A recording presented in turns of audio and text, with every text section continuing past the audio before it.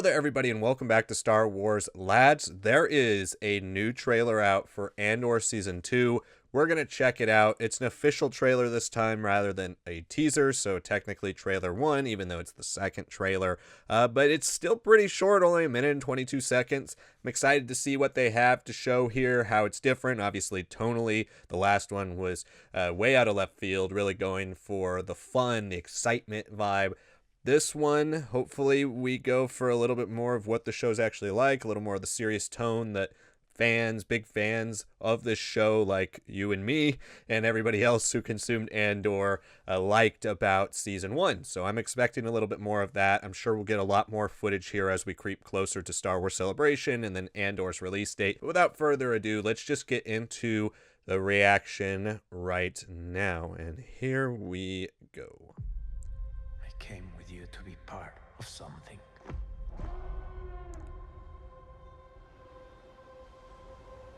The Empire cannot win. Saw, okay. It's a different kind of mission. So every time we get the shot of the Senate, and you see that center pod, I want to know if it's Palpatine. Flames, it's Masamita. Very brightly.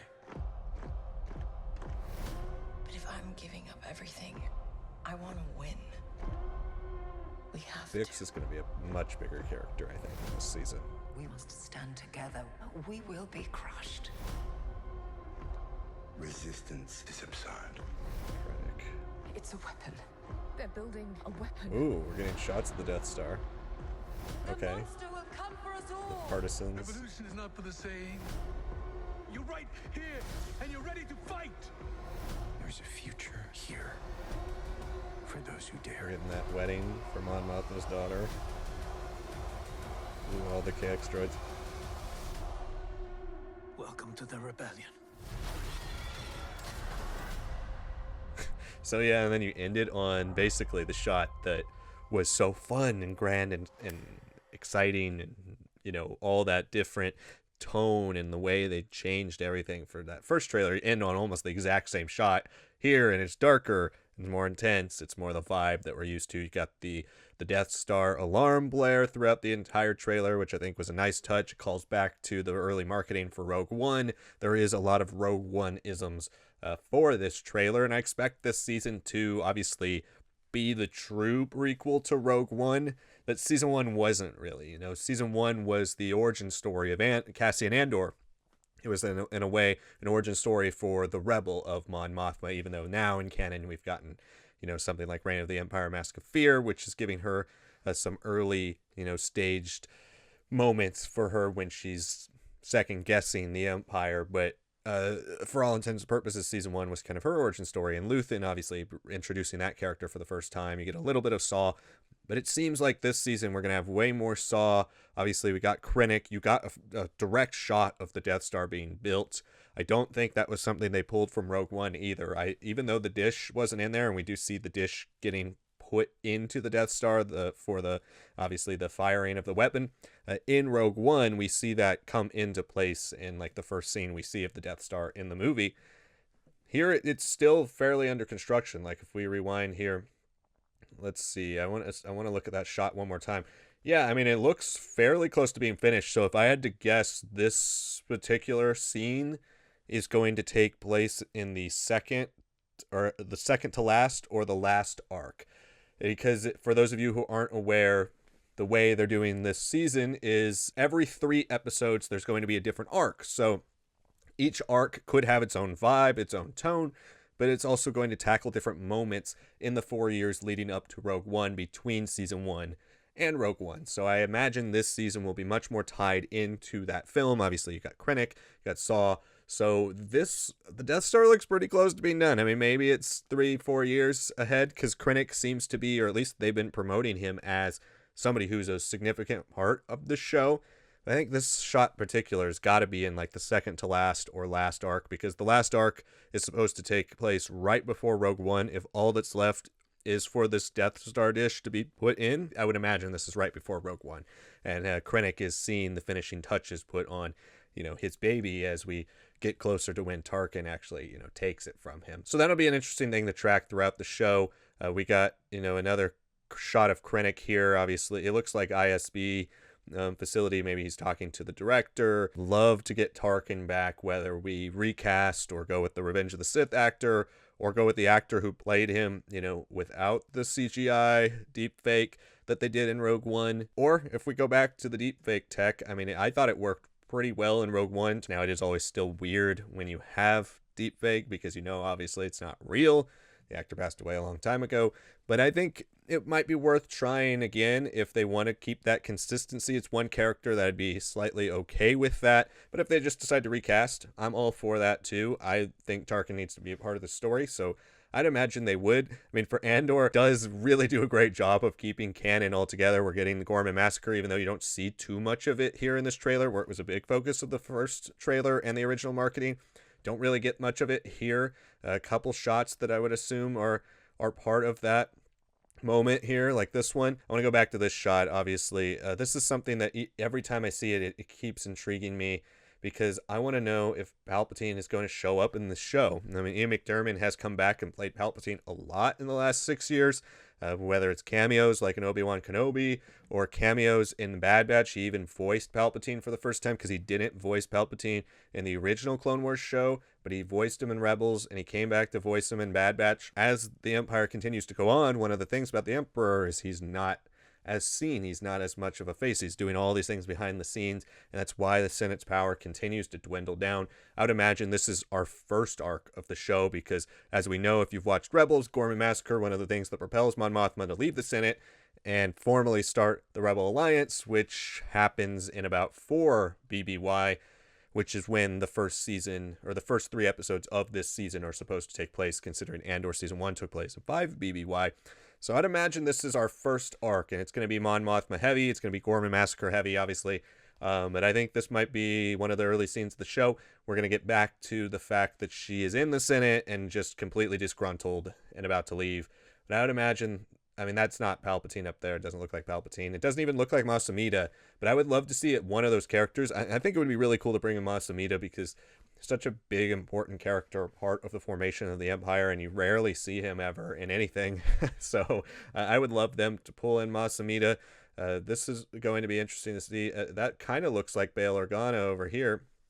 So maybe Bail is in this. I assume he'll be a part of this show in some form or another. Another actor, Jimmy Smits, come back and played Bail a lot recently.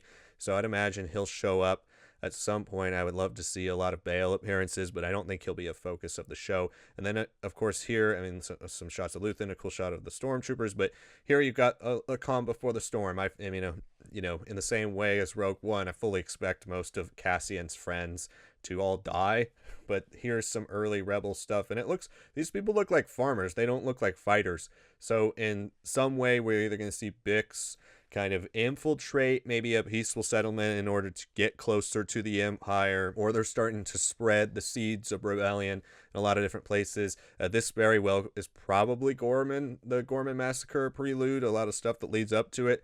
So that will be interesting to see how that goes. Or the other possibility is, after the revolt at the end of Andor, you just have Bix and some of the other characters who escaped decide to live a peaceful life. And then you have the Gorman Massacre happen, and it doesn't go too well. So that'll be interesting to see how all that plays out. Brasso there as well. I'm excited for that. And then I think another thing that stood out to me, for sure, I mean, obviously you got some great scenes with Mon Mothma. So here's a scene of Dedra, and she is obviously very uncomfortable, very upset about something. Maybe we start to see, somebody who was so staunchly part of the ISB and part of the Empire start to see some of the horrific things that she has to go through, she's forced to do under the Empire. So that'll be interesting to see how those characters develop, because a lot of the marketing, obviously, it's focused on Cassian, it's focused on Luthen, Saw, Mon Mothma. It has not focused on characters like Cyril or Dedra, who in season 1 were given so much character development, right? So you would have to think that there's going to be payoff for them. They're going to have some kind of through line throughout each of these episodes. And you got Krennic. He's obviously with the ISB. You see a lot more white uniforms behind him. So it'll be interesting to see his rise. But yeah, you got here, we haven't really talked about the Chandrilan wedding that was, set up at the end of season 1. We haven't seen much from it, but you obviously have Mon Mothma giving away her daughter here for marriage, and then you have her husband here too. We never see her daughter or her husband in anything else Star Wars that takes place after Andor, so you'd expect maybe they die. It'll be interesting to see what form that is, the bright colors, all of this looks really nice. I'm interested to see Chandrilla really come alive in this show, so that'll be something that they can do that would be pretty cool. Here's probably a prelude to the Gorman Massacre. I think we're going to start to see rebellions pop up all around. I thought this shot was really cool. I think we saw a KX droid in season 1, but this season we'll start to see the KX droids and how intimidating they are. I think it will add some new layers to K2SO, and I can't wait to see how they bring in K2SO into the show, but continued reminders of Rogue One and the tie-ins there. And this is obviously Cyril, so I think that'll be interesting to see how he plays a role into that origin story, that new origin story of K2SO, and to see if it's similar or not. This is just really exciting. I think this is going to be an amazing show. I cannot wait to see what they have in store for us. Can't believe it's almost been 3 years since season 1 came out, but really excited to finish up. Hate the idea of dropping 3 episodes a week every week for 4 weeks. I mean, not just for our show, because it makes it harder to talk to you guys about it because there's so much TV to consume, and it's gonna be hard for everybody to consume it on a Tuesday in the middle of the week. But not just for that, but I feel like it ruins the event. Andor is the best show that Disney Plus has ever made, no matter what division of Disney Plus, and it's the most acclaimed show. It's one of the ones that's been most anticipated, and to me it ruins the event to drop it all in 4 weeks and then it's over. And I feel like even though weekly is frustrating, you have to think about it, you have to speculate for a week, that's part of the fun to me. So as a viewer who, obviously grew up with a lot of shows we have to wait weekly, I love the event of that, and I'm hoping that maybe we have some information that's wrong, but it seems like for all intents and purposes, we're having 4 weeks of this show, 3 episodes each week, about an hour and a half of television to 2 hours every week. But what do you guys think? Let me know in the comments below. And before I forget, we got to toss to Sanak, who did send me a reaction little video here that I'm going to attach to this reaction, and I'll meet you guys right after. Hey everyone, Sanak here with my quick thoughts on this latest Andor trailer. This one definitely feels more of like a general audience trailer, just to get you all kind of on the same page, whether you're a new fan, old fan, or just interested in seeing what Disney Plus has to offer for Star Wars. Obviously that first trailer that we saw was very different with like that revolutionary style music. Then we kind of got a Die Hard trailer in the last one, and this one just feels like, okay, let's reuse some shots, let's get some Andorisms, like some quotes from Luthen and everyone else, and then show some of the Rogue One-esque qualities with Saw Gerrera and everything there. So definitely seems like a lot of the supporting characters, the side characters on both the Imperial and the Rebellion side, are definitely feeling it, right?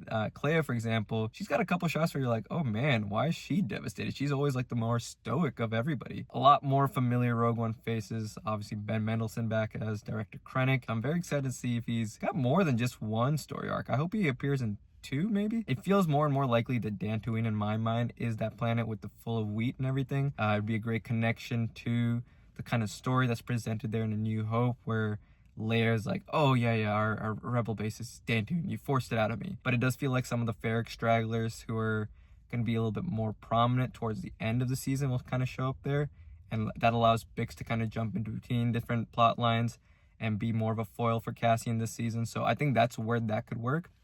I just don't see Ferrix growing wheat after some of its revolutionary instigation. Senate shots look great.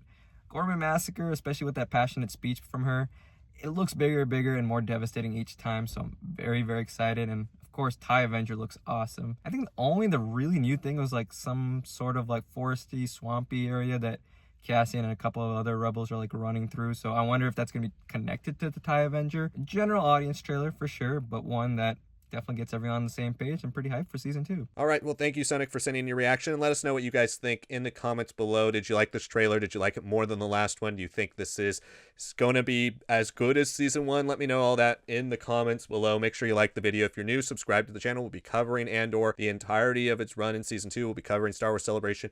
We'll be covering all sorts of things as we get through this kind of peak moment for Star Wars here as we wrap up the early days of Disney Plus. We move into the future, and we get to see what's coming next, as well as kind of the finale of all of it here with Andor Season 2. And then, of course, May the 4th coming right after that. So make sure you stay tuned for all of that. Thank you so much for watching this video, and I will see you all next time.